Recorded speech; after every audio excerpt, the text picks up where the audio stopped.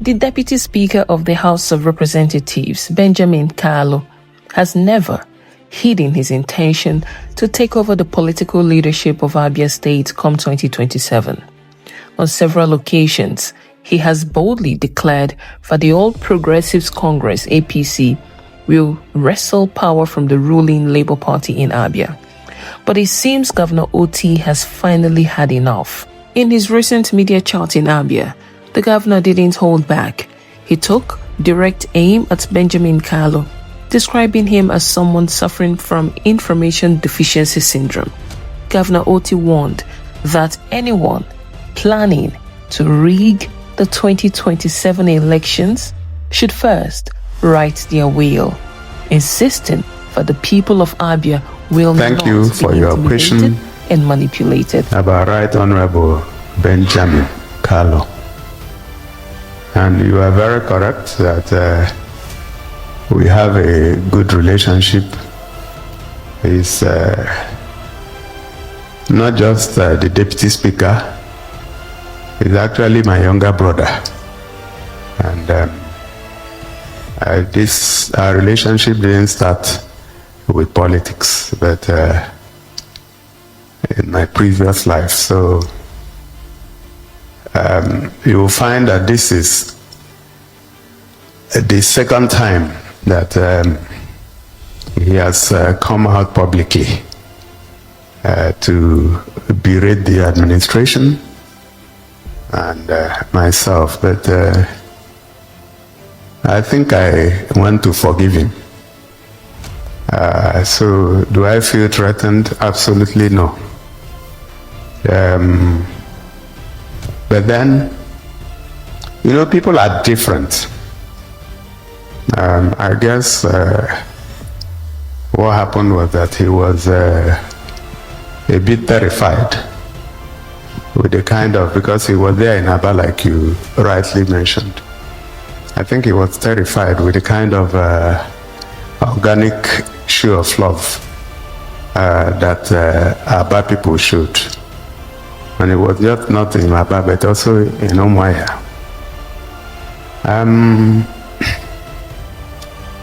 I think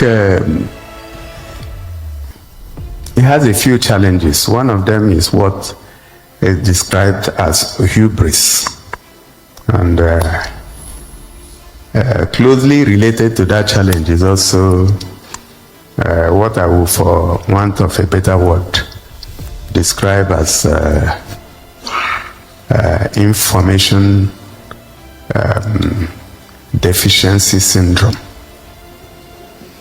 You know, where you are supposed to be in a place where you have information, but you don't have the real information. And I say this because sometimes when I see him describe himself as number 6, I say, okay, maybe there's a change, and I may not know. But according to the Protocol Act or Bill of 2000, the number 6 man should be the Deputy Senate President. But if you take out the Chief Justice of the Federation, then the Deputy Speaker can be number 6. But except if he has changed, I may not know. But that's a little part of the issue. If, as a Deputy Speaker, you want to speak about, and I want to also thank all the people that have responded, because if you notice, the first time he did a video, either earlier in the year or late last year, I was taken up here, and I said I had no response. The only response I gave was that I don't have the anointing to speak about what will happen in 2027 by 2025. And I still maintain that I do not have that anointing. So I have a mandate, and that mandate runs till 2027. So that if somebody can stand up and say, this is what will happen in 2027, who am I to question him? But there are a few things that I know. I know that power belongs to God. And I know he gives it to who he wills. Those, I can assure you, I know. And like I told them the other day in a church service, I also know about what is written in Lamentations. We say that we should not speak when the Lord has not spoken. I'm saying this because we are all Christians. So it would be sad if somebody comes out and says that the state government receives 38 to 40 billion. Whatever you say should be taken very, very seriously if you are number 6. Okay, so those who know better have shown that we receive just about half of that. And but it's not for me to argue.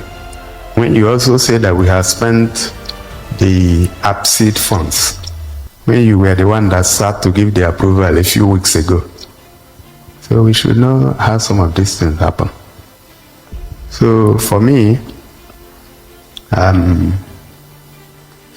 I think people should focus on the jobs that they have been given. I hear he wants to run for governorship in 2027. That's fine. It is his fundamental human right. Nobody should stop him. But again, we must respect the law. If INEC releases the timetable and says it is the time that campaign starts, if you start campaigning before then, you put yourself in harm's way. You can even be disqualified before the election. So when you gather people and you are telling them you are going to take over the state in 2027, you are campaigning. It's not right. So I will plead with him that if he wants to run election, he should hold his fire. Once INEC blows the whistle, he should go and pick up a form and begin to campaign. It's for Abia people to decide who will be their governor. Okay? So it's also important that the APC is talking about, which has leadership, should know that they are being demarketed in Abia State. But I'll call on our people to still hold their peace and be calm. We have managed in the last 2 years plus to keep this place peaceful. We should continue to maintain the peace. I've had some people around him say, oh, they must take over the state, they will write results. The only advice I have for them is that if they truly want to write results, they should write something else before that time. You know what it is? Their will. Because this is our state, nobody can intimidate us. But having said that, am I threatened? Absolutely no. Do I bother about that? Absolutely no. But I want us to maintain peace and decorum. Okay?